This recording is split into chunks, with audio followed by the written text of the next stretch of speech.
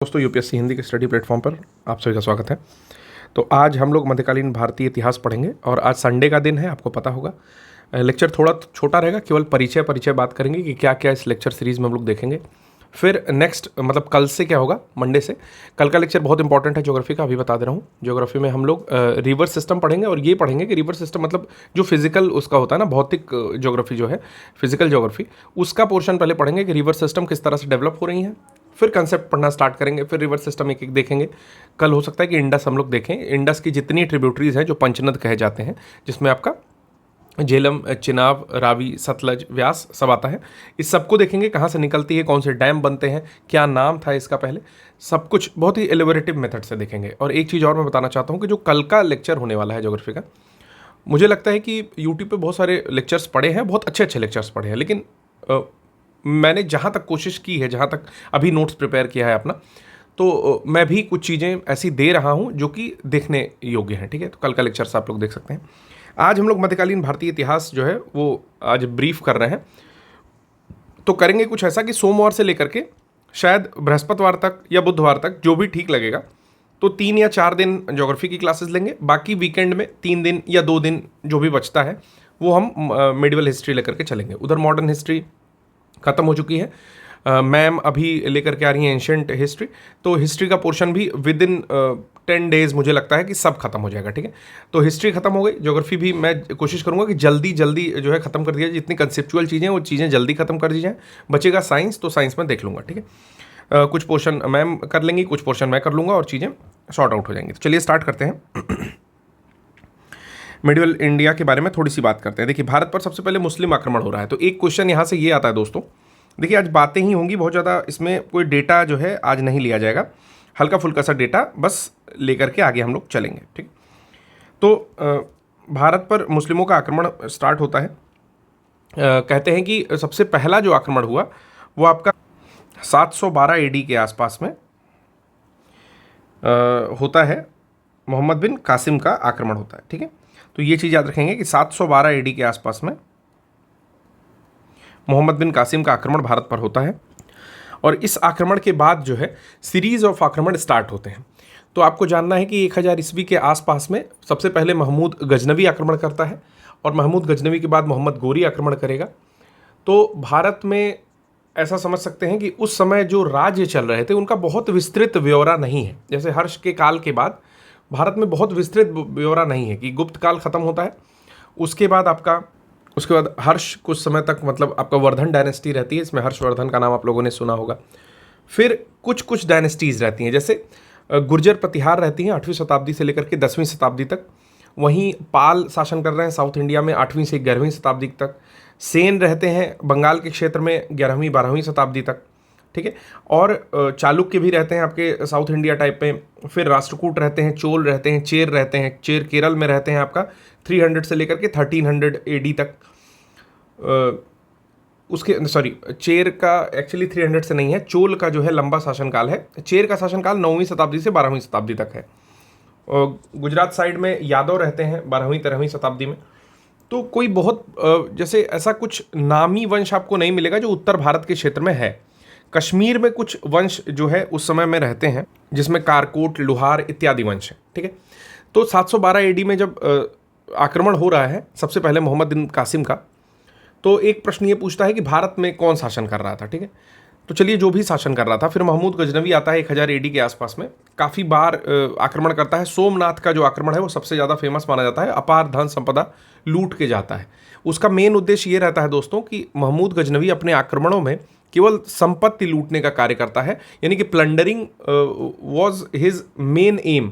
यहाँ पर कोई इस्टेब्लिशमेंट नहीं करना चाहता है कि यहाँ पर कोई राजनीतिक सत्ता स्थापित करे, ऐसा महमूद गजनवी के मन में कभी नहीं था। उसके बाद आता है मोहम्मद गोरी। मोहम्मद गोरी जो है तरायन की बैटल करता है और यहाँ पर पृथ्वीराज चौहान, जो कि तो ये चौहान वंश के रहते हैं या उसको चहमान भी कहते हैं, तो पृथ्वीराज चौहान के साथ जो है उसकी लड़ाइयाँ होती हैं 1191-92। आप लोग कई बार पढ़े भी होंगे, तरायन का पहला युद्ध, दूसरा युद्ध। तो दूसरे युद्ध में बेसिकली पृथ्वीराज चौहान की डेथ हो जाती है। उसी समय चंद्रवरदाई जो उनका एक कवि रहता है, तो वो उनको बताता है कि 8 बास 38 गज अंगुल प्रमाण ताऊ पर सुल्तान है ना चुके चौहान। ठीक है, तो जिसने देखा होगा मूवी उनको थोड़ा बहुत इसका आइडिया भी होगा। ठीक है, पृथ्वीराज चौहान जो है शब्द वेदी बाण मतलब शब्द सुन करके बाण मारने के बहुत पारंगत रहते हैं उसमें। ठीक है, वो वंश हटता है तो जो है मोहम्मद गोरी अपना एक दास यहाँ पर बैठाता है, लाहौर में सबसे पहले बैठाता है। वो भारत में नहीं बैठाता है, लाहौर में बैठाता है और लाहौर से ही शासन करता रहता है भारत पर भी। ठीक है, मोहम्मद गोरी जो है इसको खरीदा था एक बाजार में। एक्चुअली उस समय एक मार्केट लगती थी, जैसे आजकल मार्केट लगती है आप सामान खरीदने जाते हो, उसी तरीके से उस समय मार्केट लगती थी कि दास लोग बिकते थे। आप कभी कहीं भी देख सकते हो, जैसे अपने चौराहों पर सुबह सुबह में जो है मजदूर मिलते हैं। ठीक है, 500-700 रुपये में आप उनको ले जाते हो घर पे दिहाड़ी के काम के लिए। ठीक, उसी तरह से वहाँ पर दास मिलते थे जो कि परमानेंटली राजा के साथ रह जाते थे। तो मोहम्मद गोरी जो है उस ने अपना एक दास खरीदा था जिसका नाम था कुतुबुद्दीन ऐबक। अब ऐबक ही शासन करता रहता है लाहौर से, और लाहौर को कभी दिल्ली राजधानी नहीं बनाता। उस समय राजधानी आपकी लाहौर ही रहती है। 1206 से 1210 एडी तक शासन करता है भारत में भी, भारत के हिस्सों में। ठीक है, लेकिन दिल्ली में राजधानी स्थानांतरित नहीं करता है, वहीं से शासन करता रहता है। ऐबक के कुछ काम बहुत महत्वपूर्ण है, जैसे कि उसने एक कुतुब मीनार बनवाया, मतलब स्टार्ट करवाया और बनवा भी दिया। बाद में टूटी तो फिर बाकी लोगों ने बनवाया। ठीक है, तो कुतुब मीनार का जो है निर्माण ये ऐबक ने शुरू किया था। बाद में इल्तुतमिश जो कि उसका दामाद है उसने पूरा करवाया। ठीक है, तो 1206 से 10 के बीच में कुतुबुद्दीन ऐबक जो है यहाँ पर रहता है और चौगान खेलते समय, बेसिकली पोलो खेलते समय उसकी डेथ होती है घोड़े से गिरकर। ठीक है, इसके अलावा दूसरा इनका दामाद आता है इल्तुतमिश, के बारे में हम लोग इसमें पढ़ेंगे। इल्तुतमिश जो है वो पहला रियल फाउंडर कहा जाता है आपके सल्तनत वंश का या गुलाम वंश का। ठीक है, या कभी कभी इसका नाम जो है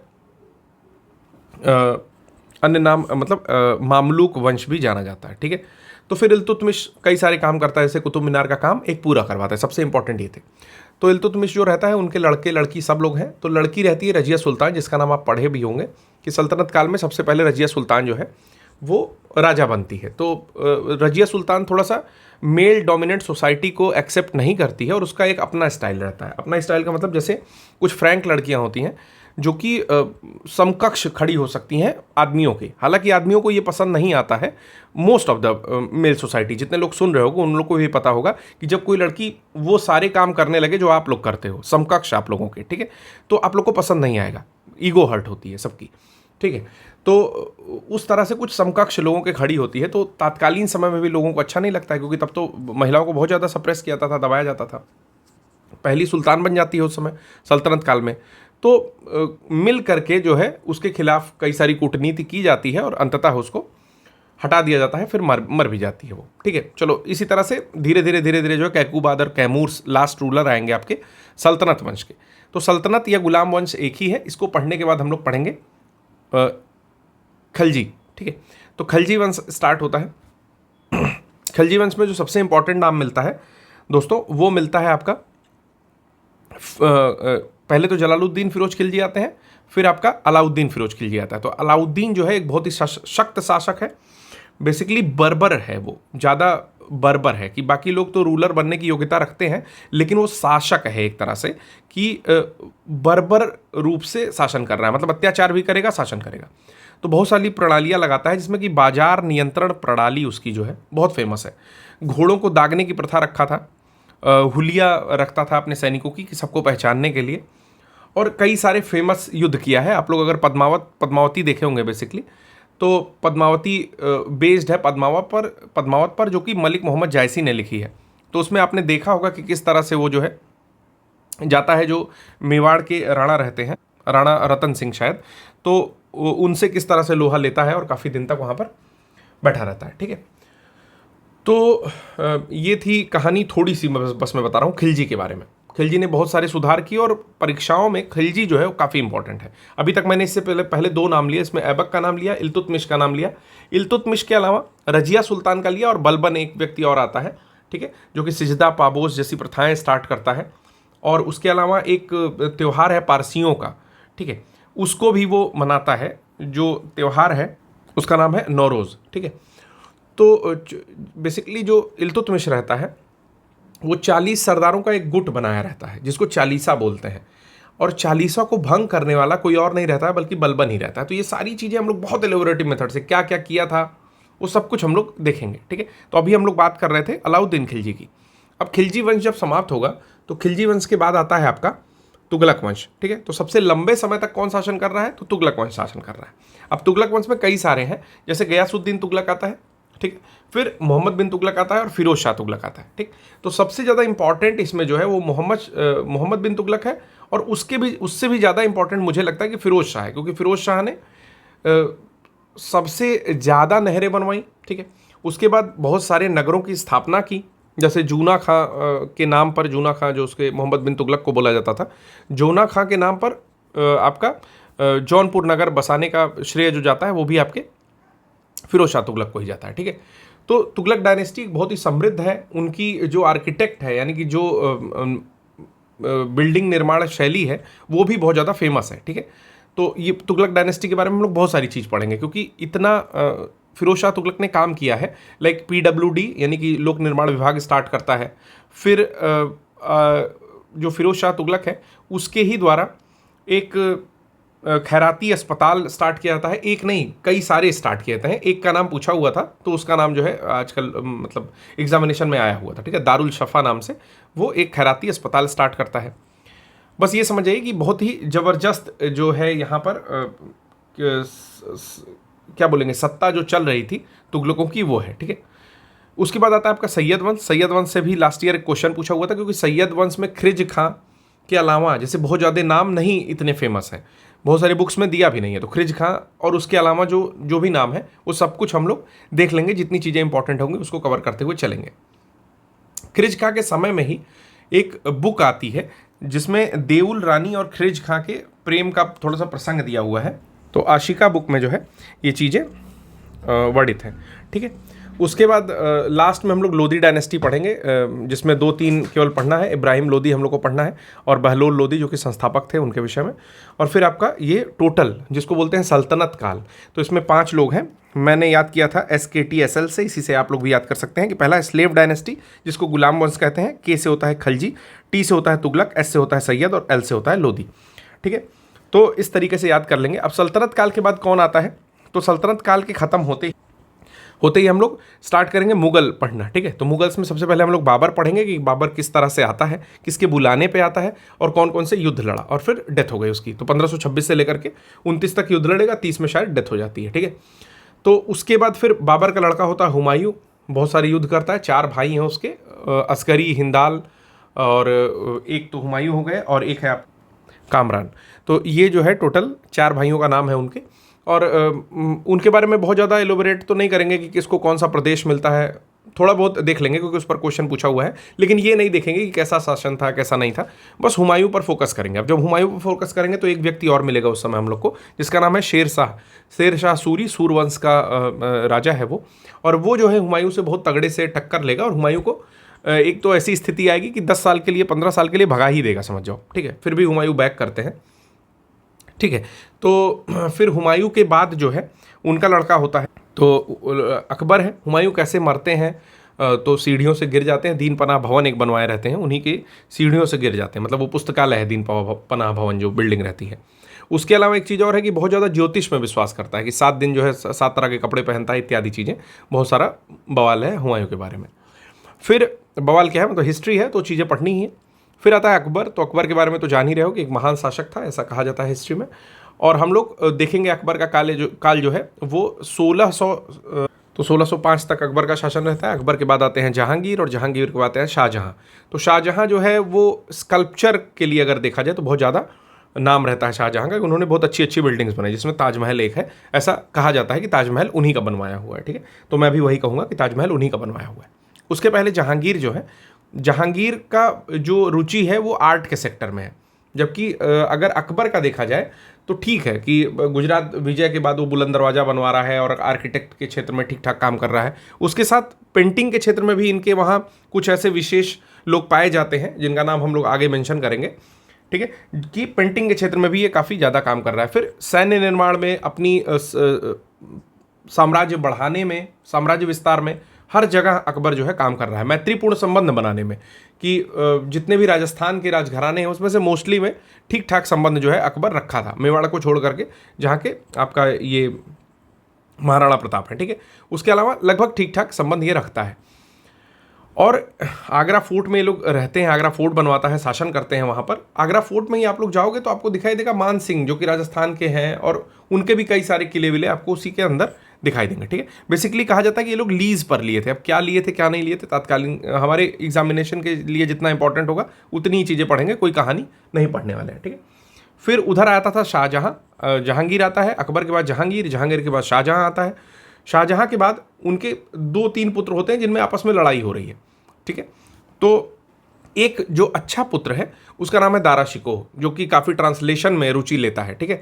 तो वो क्या करता है, तो देखिए उसमें सिर्रे अकबर द ग्रेट सीक्रेट, वो उपनिषदों को ट्रांसलेट करता है सिर्रे अकबर नाम से। उसके अलावा भगवत गीता को जो है भी ट्रांसलेट करता है, ठीक है। और भी चीज़ों को ट्रांसलेट करता रहता है, तो बहुत ही लिटरेट रहता है, पढ़ा लिखा रहता है दारा शिकोह।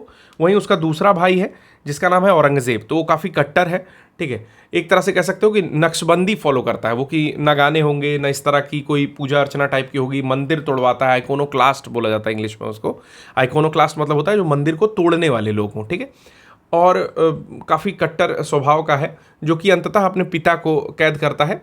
कभी अगर जाना हुआ आप लोगों का आगरा फोर्ट में, तो वहाँ पर सबसे ऊपर, मतलब सबसे ऊपर नहीं, मुझे लगता है कि टॉप बिल्डिंग के थोड़ा सा नीचे, ठीक है, मतलब सेकंड टॉप बिल्डिंग पर उनको कैद करता है, जहाँ से उनका प्रेम एक तरह से कह सकते हो आगरा का जो ताज है, तो ताजमहल जो है दिखाई देता रहता है उनको। और अंदर अंदर भूमिगत ही शायद सीढ़ियाँ थी तत्कालीन समय में, अभी तो कहानियाँ ही सुनी है मैंने बस जस्ट। वहाँ पर मोती मस्जिद भी है जो वही बनवाया रहता है। और फिर जैसे ही इसका डेथ होता है 1707 में, औरंगजेब की डेथ होती है, बहुत सारे काम किया रहता है औरंगजेब भी। जैसे ही डेथ होती है तुरंत लेटर मुगल से स्टार्ट होते हैं। तो पहला नाम जो लेटर मुगल का है उसका नाम है बहादुर शाह, और जो अंतिम नाम है वो भी है बहादुर शाह, बस जफर टाइटल के साथ, ठीक है। 1857 में जो लड़ते हैं बहादुर शाह जफर, तो स्टार्ट भी हो रहा है बहादुर शाह से, और एंड भी हो रहा है बहादुर शाह से। तो बहादुर शाह आते हैं, फिर आता है जहानदार शाह, फिर आते हैं फर्रुखशियर, फिर आता है मोहम्मद शाह, और इसी तरह से अकबर टू धीरे धीरे नीचे जो है ख़त्म होते होते बहादुर शाह जफर पे माना जाता है कि ठीक है मुगल जो है पूरी तरह से डिक्लाइन कर चुके हैं। तो मुगल्स के बाद फिर जो भी पोर्शन बच रहा है वो हम लोगों ने देख लिया, ठीक है। तो हेडिंग सेटिंग्स देख ले रहे हैं अभी, थोड़ा सा आज बस हल्का सा पढ़ लेते हैं। क्या चीज़ पढ़नी है कि मक्का जो है वो सऊदी अरब में है। मक्का के बारे में क्यों पढ़ा रहा है, क्योंकि 1570 में इस्लाम धर्म के प्रवर्तक हजरत मोहम्मद का जन्म हुआ था। देखिए अब एक चीज़ और मानी जाती है कि इस्लाम जो है ना वो पहले से चल रहा है, जो माना जाता है, बस मैं उतना बता रहा हूँ। और इसके पैगंबर्स टाइम टू टाइम आए हैं, तो वन ऑफ द पैगंबर है हजरत मोहम्मद, ठीक है, ठीक है। तो इनका जन्म होता है 570 में, इस्लाम धर्म के प्रवर्तक हैं, मक्का में होता है। और ये स्थान जो है इसीलिए मुस्लिम अनुयायियों के लिए पवित्र स्थल है। इनकी मृत्यु होती है 632 में। ऋग्वेद में अब स्टार्ट करता है सीधे कि हम लोग के बारे में बताएगा कि इंडिया के बारे में क्या क्या चीज़ें हो रही हैं। तो ऋग्वेद में उल्लिखित है भरत कबीला, उसी के नाम पर इस देश का नाम भारत पड़ रहा है। परंपरा अनुसार देखा जाए तो दुष्यंत के पुत्र भरत के नाम पर हमारे देश का नाम भारत पड़ा। तो दो चीज़ें बता दी, एक तो बताया कि भरत कबीला है उसके नाम पर पड़ गया जो कि ऋग्वेद में अंकित है, दूसरा है कि दुष्यंत के पुत्र है, दुष्यंत लिख दिया है, ठीक है, दुष्यंत के पुत्र हैं भरत, उनके नाम पर भारत पड़ जाता है। कुछ विद्वानों के अनुसार जो ऋषभ देव हैं, ऋषभ देव का नाम आप जान भी रहे होंगे, देखिए इसमें भी गलती किया है, द लिखने में कोई परेशानी है क्या भाई? अरे इस सज्जन को क्या परेशानी है भाई? ठीक है, तो ऋषभ देव के जो ज्येष्ठ पुत्र हैं, सबसे बड़ा पुत्र ऋषभ देव, आप लोग अभी मुझे लगता है कि जैन धर्म पढ़ चुके होंगे, तो जो पहले तीर्थंकर है उनका नाम है ऋषभ देव, ठीक है। तो ऋषभ देव के नाम पर भी, उनके ज्येष्ठ पुत्र के नाम पर भरत है उनका नाम, उनके नाम पर भी इस देश का नाम भारत पड़ा। ईरानी क्या कहते थे? हिंदुस्तान कहते थे। ईरानी क्या कहते थे? हिंदुस्तान कह के पुकारते थे, और यूनानी इसको इंडिया कहते थे, ठीक है। तो ईरानी कह रहे हैं हिंदुस्तान, डायरेक्टली प्रश्न पूछता है, और यूनानी कह रहे हैं इंडिया। हिंद, भारत की जनता के संदर्भ में हिंदू शब्द सर्वप्रथम प्रयोग अरबों द्वारा किया गया। तो अगर हिंदू शब्द की बात करोगे सबसे पहले अरबों के द्वारा प्रयोग किया गया। अब आता है सफल आक्रमण मुस्लिमों का। तो भारत पे जो सफल मुस्लिम आक्रमण हुआ वो 712 AD में हुआ, मतलब इसके पहले आक्रमण हुए थे, सफल नहीं हुए थे, यानी कि जीत नहीं पाए लोग, ठीक है। लेकिन 712 AD के आसपास में, 712 ईस्वी में पहला व्यक्ति है जिसका नाम है मोहम्मद बिन कासिम, ठीक है। ये इसके नेतृत्व में जो आक्रमण होता है वो पहला सफल आक्रमण होता है। इसके पहले कौन आया था? तो उबैदुल्लाह के नेतृत्व में एक अभियान भेजा गया था, लेकिन वो हार गया था और मारा गया था। इराक के हाकिम अल हज्जाज ने मोहम्मद बिन कासिम के नेतृत्व में अरबों को सिंध पर आक्रमण करने के लिए भेजा था। ठीक है, तो ये भी जान जाइए कि जो अरब थे वो बेसिकली इन्वॉल्व हैं, जिसमें हाकिम अल हज्जाज जो है वो इन्वॉल्व है और वो भेजते हैं मोहम्मद बिन कासिम को आक्रमण करने के लिए। तो बहुत सारा संघर्ष होता है और 712 ईस्वी में सिंध पर विजय प्राप्त कर लेते हैं। उस समय सिंध पर किसका शासन था? तो डायरेक्टली पूछता है किसका शासन था, तो दाहिर एक व्यक्ति हैं जिनका शासन चल रहा है यहाँ पर। और ये सारी जानकारी किससे मिलती है? तो एक फारसी ग्रंथ है चचनामा, उससे हम लोग को सिंध विजय की जानकारी मिलती है। अब सीधे आता है गजनी वंश पर। ठीक है, तो गजनी वंश का संस्थापक है अल्पतगीन। अब ये सारी चीज़ें, इसी को यामिनी वंश भी कहा जाता है। तो अब ये सारी चीज़ें मेन स्ट्रीम से स्टार्ट होंगी, तो हम लोग इसको करेंगे सीधे बृहस्पतिवार को या शुक्रवार को, जो भी लेक्चर आएगा। आज केवल इंट्रोडक्टरी लेक्चर था कि मेडिवल इंडिया स्टार्ट कर दिया जाए। ठीक है, तो आज के लिए बस इतना ही। आशा करता हूँ कि आप जिस तरह से मैंने समझाया क्रमवार चीज़ों को, कितने शासक आएंगे, कौन सा काल आएगा, चीज़ें इंटरेस्टिंग होंगी, क्योंकि इसमें फैक्ट है, थोड़ी बहुत कहानियाँ सुना करके फैक्ट दे दूंगा मैं आपको। ठीक है, और तेज़ी के साथ अब चैप्टर वाइज जो हम लोग उसको रिवाइज करेंगे। तो आज के लिए बस इतना ही, धन्यवाद।